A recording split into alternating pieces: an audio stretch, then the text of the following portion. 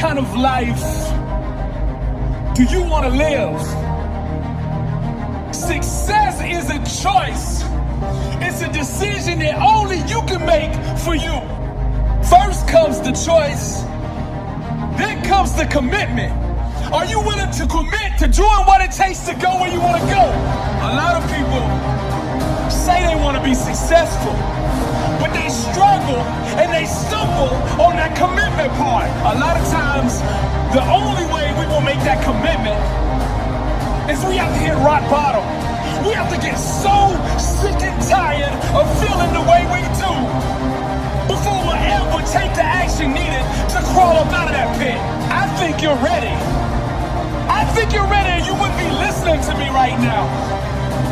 I think you know that you have greatness on the inside of you. And you just need somebody to speak over your life. And that's what I'm going to do right now. I speak greatness over you. Arise, champion. I'm speaking to somebody out there. The reason you feel so uncomfortable on the inside is because you know you're not being the best version of you that you can be. That discomfort is trying to move you from where you're at to where you belong. Your destiny is greatness. And you know this on the inside. And that voice just keeps on calling, and you're never going to have the peace until you go become who you are supposed to be. Now we're going to set this change in motion for you right now. I want you to say this with me. I want you to say this out loud.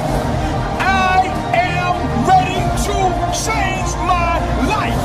I am willing and committed to going all in and fully commit to doing the things that it takes to become the person I was meant to be. And that starts right now. All excuses stop right now. I will not, from this point forward, point the blame at anybody else for my own destiny. I will take responsibility for who I want to be. I will get up every day and work toward that person that I know that I am on the inside.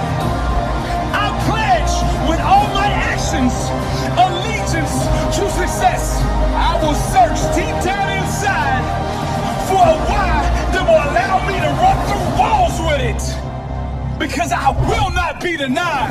Champions put in place the habits and daily rituals that manufacture success. They push themselves constantly to the point of pain. And by refusing to tap out to that pain, they eventually give birth to greatness. Pain is no match for a real champion. The legends understand to be a winner, one must be comfortable at being uncomfortable. The dark, the unknown, the fears that stalk each and every one of us must be faced and faced alone. For the more we go through the fire, the more refined we become. Those struggles, trials, and tribulations, they mold and shape us, prepare us for the calling and events to come. We learn to perform under stress, under duress, and without hesitation, because perfect practice consistently makes one perfect all the time. The inner standard of a champion sets him apart from the masses, the wannabes, and the uncommitted. Legends refuse to settle for mediocrity. For them, being average is the plague and totally unacceptable. Champions go all in all the time. Not just on game day. When the practice is over for the team, the work for the champion just begins. They understand the process and what is required to be elite, to be great, to be the best. It requires obsession, passion, focus, and an unbelievable work ethic. Sweat becomes the friend of the 1%. Success is available to anybody that is willing to work for it. Success can only be bought with the currency of hard work. And champions refuse to concede to anything less than leaving every ounce of themselves on the practice field. The weight room, the classroom, whatever champions do, they carry that same inner standard of greatness with them. They don't turn it on and off depending on where they're at. It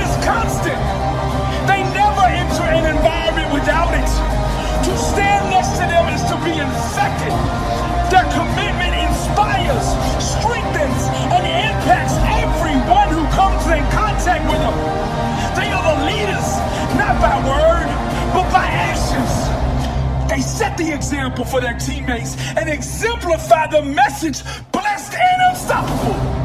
They've adopted the same mindset of the ones who held up the championship trophies before them.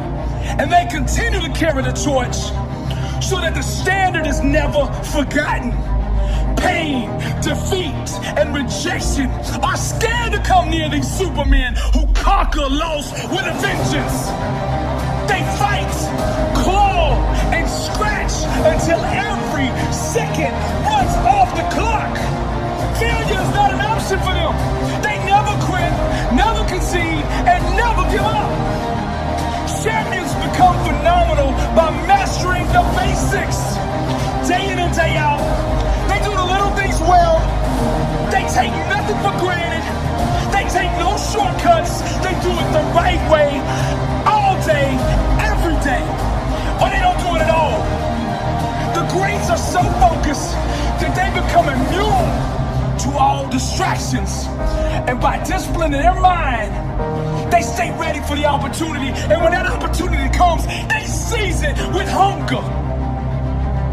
They feed on competition, chew on hard work, and drink sweat for replenishment. Only the strongest survive. This is the survival of the fittest. Most people are too comfortable with being good to ever be great. Easy is the breeding ground for complacency, and champions know this. Therefore, they smash all traces of it from their life. They shut the door to anyone who shows average mercy.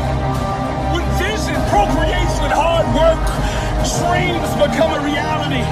And to give up is to commit abortion on the life one could have had. Winning requires understanding every aspect of your opponent. And the best way to do that is to look in the mirror. It's you versus you. How bad do you want it? Do you want to be a champion? I mean, do you really want to be a champion? I mean, a champion in all walks of life. Every area. Let your grind, your work ethic, your execution speak for you. See, champions know there is no all season. The all season is the season. And this is the same, not just in sports, but in business, in relationships, and your spiritual life. This is the way of the champion. Listen to me.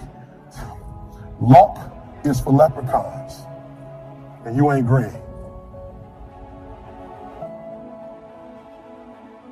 Luck is for leprechauns, and you're not green.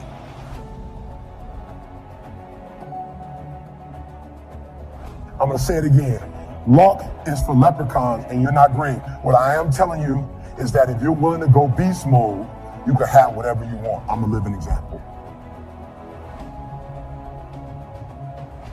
You can start from nothing. Start from nothing. You know the story. Mom was a teenage mom. Start with nothing. Grandma had 14 kids. Start with nothing. 2-bedroom house, 1 bathroom. Mom got kicked out because she had to start with nothing. Start with nothing, high school dropout. Start with nothing, homeless. 12 years to get a 4-year degree from the university. Start with nothing if you are willing to grind. I believe effort, and you've heard me say it. You might come from privilege. You might have a father that can give you everything your little heart desires, but you will not outwork me.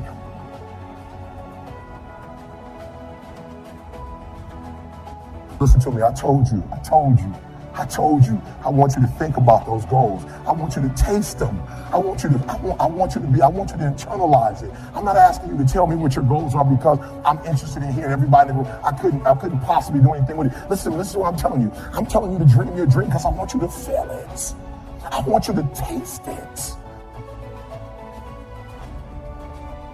I want you to know how close. I want you, just like when the weather is changing, you can feel it. I want you to be able to feel when you're getting closer to it and closer to it. But more importantly, I want you to know when you dream your dream that there are other people who are dreaming the exact same dream.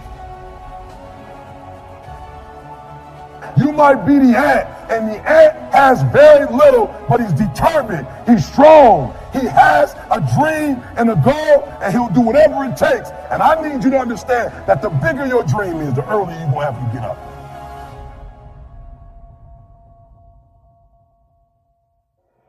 The bigger your dream is, the earlier you're going to have to get up. The longer you're going to have to stay up. The bigger your dream is, the more effort you're going to have to put in. And for those of you who raise your hand and put up 70%, you'll never see it.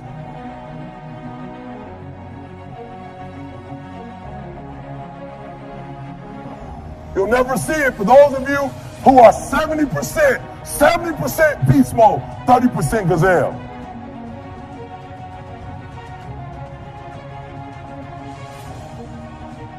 When you said to yourself, when the ball comes down, this is what I want to accomplish, you're not the only person that wants to accomplish it. And now I ask you this question: what do you do when 1,000 other people want exactly what you want?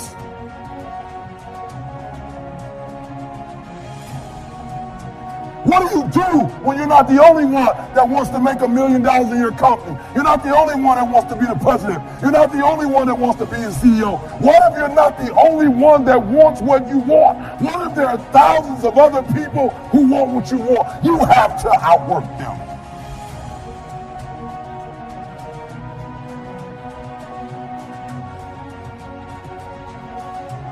You gotta outgrind them. You gotta get up earlier. You gotta stay up later. You gotta execute, and you gotta go from 70 to 120.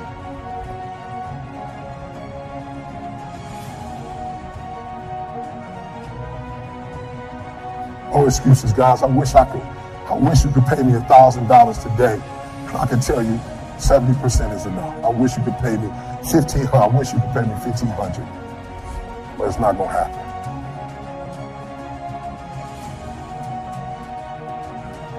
You're thinking, I want you to get it out your system. You're thinking, I'm going to work hard for 10 years, then I'll relax. And if that's what you're thinking, this ain't for you.